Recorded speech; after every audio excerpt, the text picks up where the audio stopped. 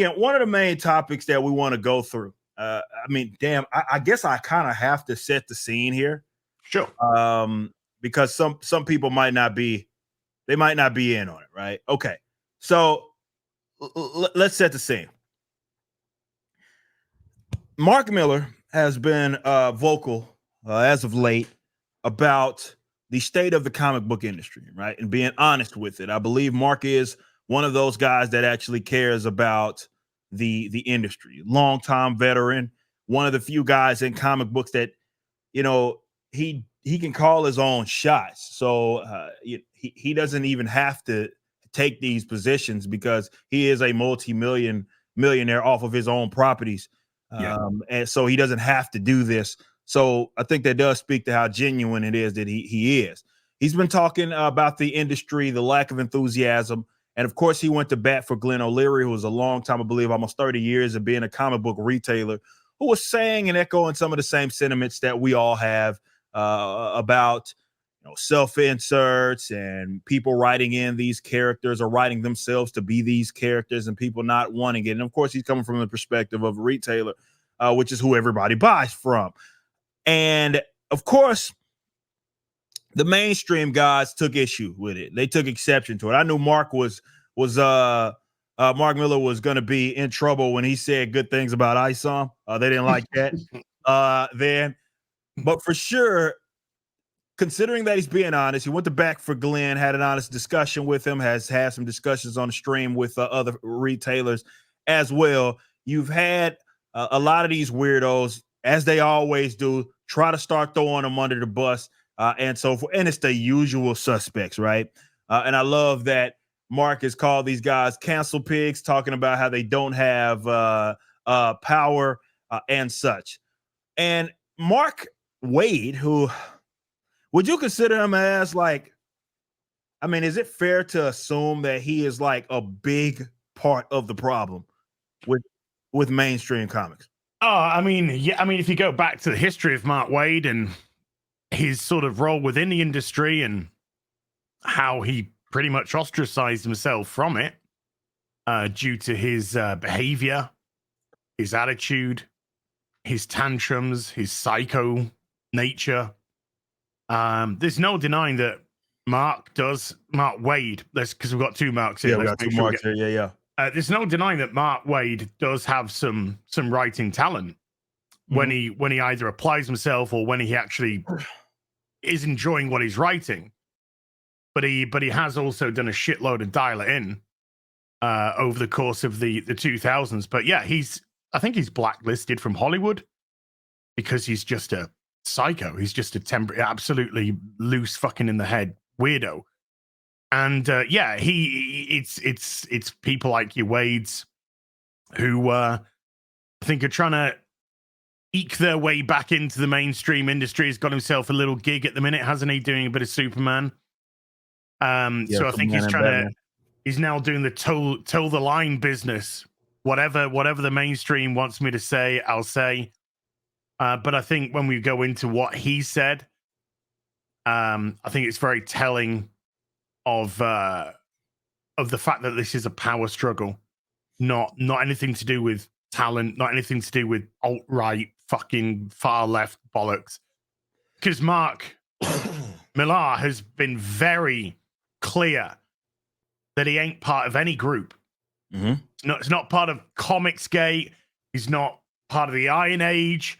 He's not part of mainstream. He's a guy who's literally writing comics for free.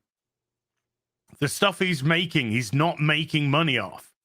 He's doing it because he loves the industry. And if you listen to what Mark's saying, and he's criticized both sides. And I think rightfully so. I don't think Mark has said anything out of order at all.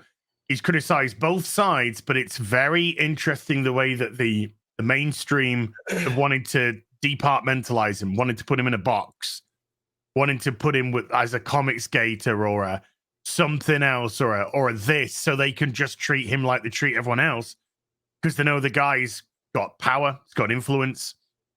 They know he's pretty much untouchable within the industry. He can say what he wants. He calls his own shots, like you said. and they don't have to. He doesn't have to bow down. He doesn't have to bend any knees. He's made his money. He can stop today, and he'd be set for life and generations to come for his family. Yep, facts. So yeah, this is a guy who's coming from pure love of the industry, and he's talking to people who are wrestling for power within the industry, and that's why they feel threatened. They feel their grip.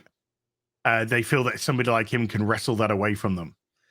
Yeah, and again, he's in the position to where again he can call his own shots. He spoke about how he's not getting paid off of this. All of the budget that's designated for the comics that it is that he's doing is going to the creatives that are part of it. Again, because he has put himself in a position to be one of the few guys in comics that can call his own shots, which is like why it was so funny when he said the good things about ISOM. You had people talking about I paid him, and I was like, y'all do understand he's one of the few guys that are like richer than I am, like in the comics. Like he's the superior in that aspect there. So it's highly unlikely that will be the case. But with Mark, and again, for guys that may not have been keeping up with the story, he took it to Facebook.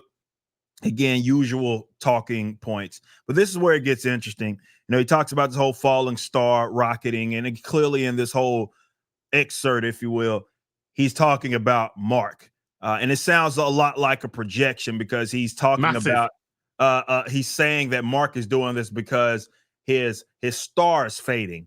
When the guy's just killed it with Nemesis Reloaded. He's just killed it with Big Game. Yeah. One of the massive, those two under the banner of Image as well, not even under the banner of DC or Marvel. He's now moving all his catalog to Dark Horse, which to me is a step up from Image as well. But it doesn't show that he's losing his grip. It just shows that it's cementing. It's still going. Now, Mark Waid, on the other hand, this guy is fucking hit or miss, ball or foul. I can't remember the last time if you want to talk about the last great thing that Mark Waid did, Kingdom Come, 1990, 6, 5. And I saw debates or disputes happening. Like, what's that? Who sold that, Mark or Alex Ross? Well, that is a whole nother debate. That's a whole nother discussion. How much did Alex Ross actually have to do with the writing aspect? A lot of people say quite a bit.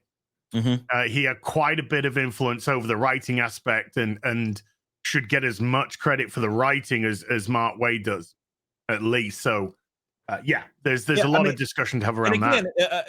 I know he's done some stuff kind of isolated, but a lot of and almost all of what he's done has been, I won't say almost all of what he's done, but yeah, I guess that's literally the case.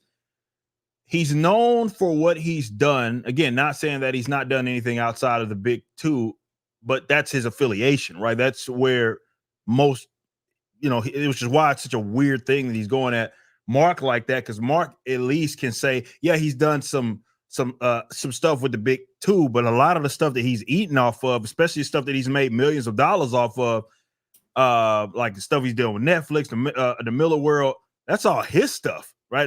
That's original properties that he created. Right. So, and that's not easy. I say this from experience. Right. It's one thing to, hey, you're doing Batman and Superman right now, two of the most prominent characters that you didn't create that have been around for 80 and 90 years.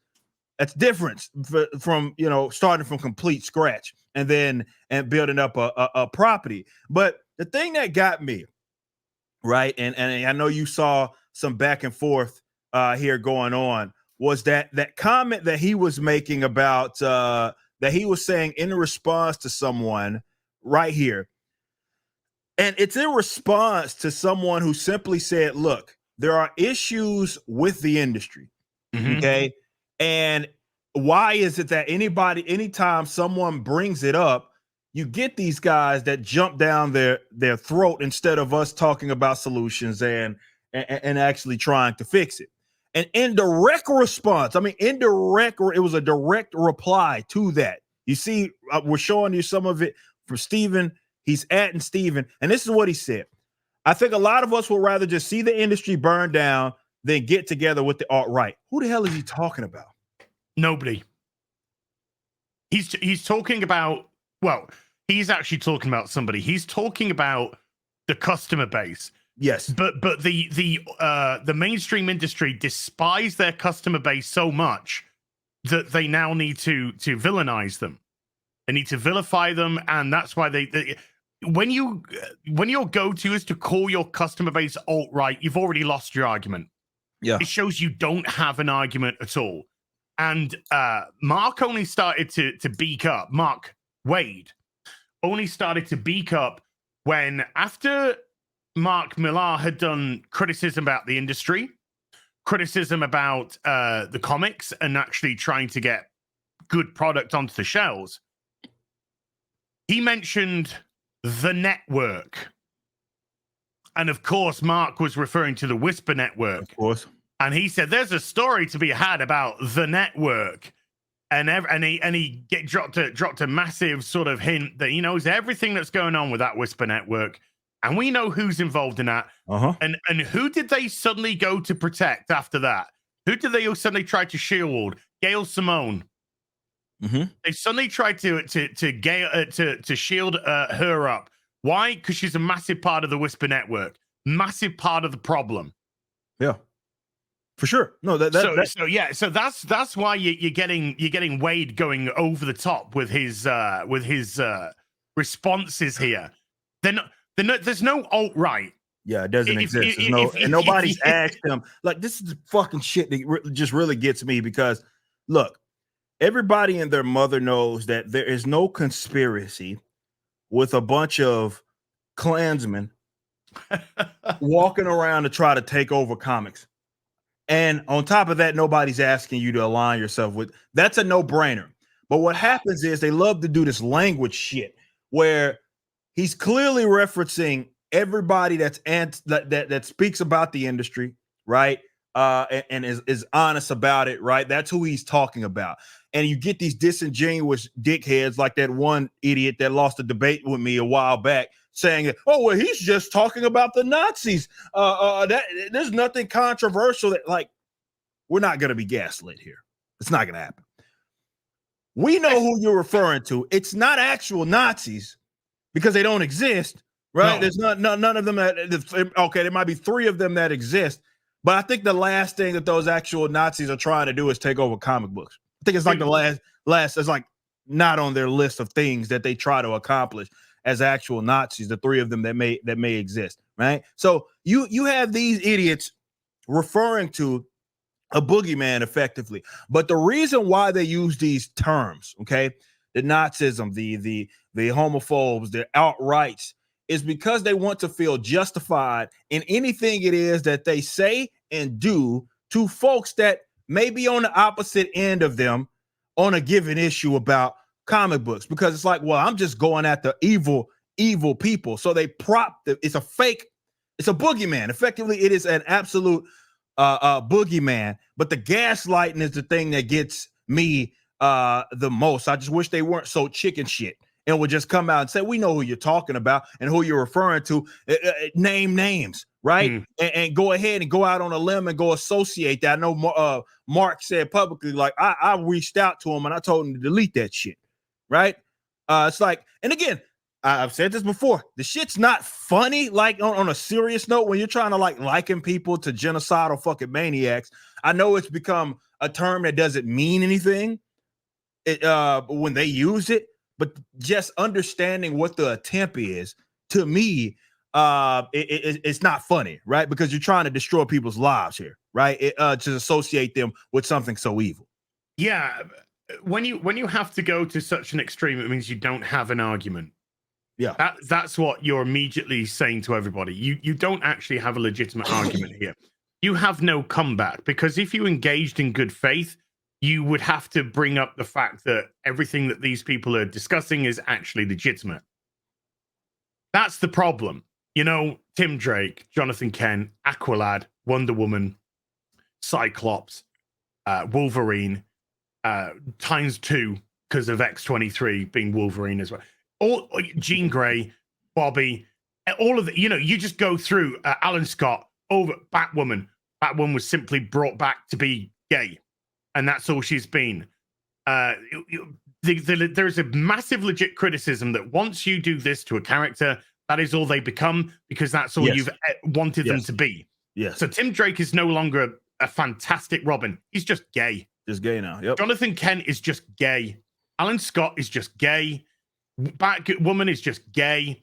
Aqualad's just gay. And the list just goes on and on and on and on. There's no character there anymore. There's no development. There's no progression. There's nothing. There's nowhere for these characters to go. And so what happens? You get cancelled after 10 issues. You get cancelled after 19 issues.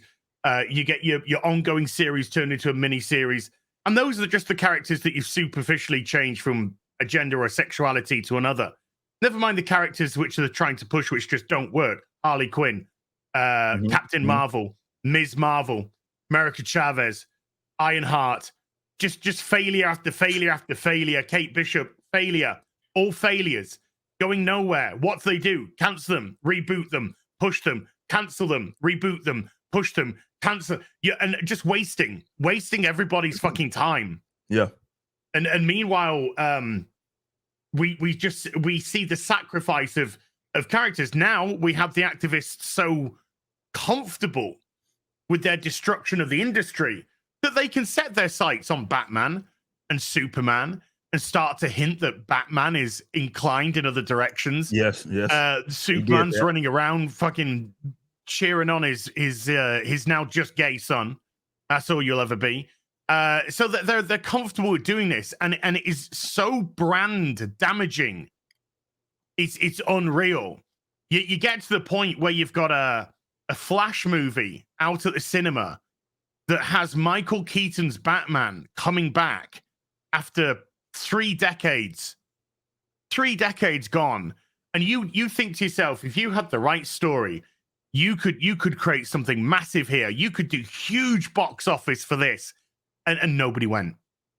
Huh? Nobody went because there is such brand damage that's been done by the comic book industry, that's now being done by the TV and film industry, that all of these characters that were created for niche audiences, that they tried to push mainstream, and then when they managed to have success with the mainstream, then tried to push their ideology into those characters to the mainstream, failed miserably. Yeah. Because that's not how it operates. So yeah, there's a lot of criticism to be had, and you're dealing with people who, A, they don't care. Because ultimately, if you think this is about ideology, you're very, very wrong. This is about power. Holding on to power, holding on to some scrap of power within the industry that you get. Mags can't fucking get a paycheck, won't get a paycheck, lazy bitch, just goes out begging. Fucking give me money. I'm a beggar. I'm a literal panhandler on the internet. No talent, no prospects, no qualifications, nothing. Bark my body off, and I think that's my life. I think that's what defines me. No, it doesn't. But you get handpicked by Zack Snyder to write a book. Why? Based off your talent, based off your sales, you can't sell shit. This is about power. This is about manipulation. This is about keeping people in check. That's why the big lot have all left the industry. That's why they're working for themselves.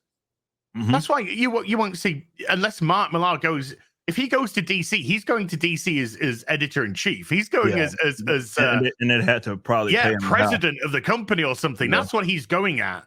Yeah. He's not going in to write for them or anything unless they give him a very specific thing that he wants to do. I have a very specific story I want to tell. Don't care about stuff like that. So you got people who are unworthy, who know they're unworthy, who know they are untalented in an industry where they have talent, plethoras of them out there. And now, added to the mix, is you got a guy like you that just said, fuck it, I'll do it myself. That's just adding that to the mix. And now you fucking embarrass them because you're everything that they've espoused that they want to see in an industry that can't happen because it's been held back. You're being held back. And you've just shown, no, it's bullshit. Do you know what it takes? It takes an idea. It takes vision. It takes hard work, determination, getting the right people involved, not just in the front end, in the back end, self-publishing, self-distributing. That's what it takes. You do your own merch, you do everything. Everything's fucking in-house. Yeah. And you've one guy said, so now you've embarrassed the industry. So now you're a target because you've embarrassed the mainstream. There is nowhere for them to go here. They have no argument. They're in a corner. They are backed into a corner. And so everybody that disagrees with me is Hitler. That's all they have. That's all they have left to fall back on. Alpha Core #1's pre-order is live. Written by the legendary Chuck Dixon and penciled by Joe Bennett. Visit Rippaverse.com to grab a copy and any of the merchandise items. Be sure to also check out the animated trailer for the campaign, which is the latest project from Rippaverse Studios. Y'all be easy.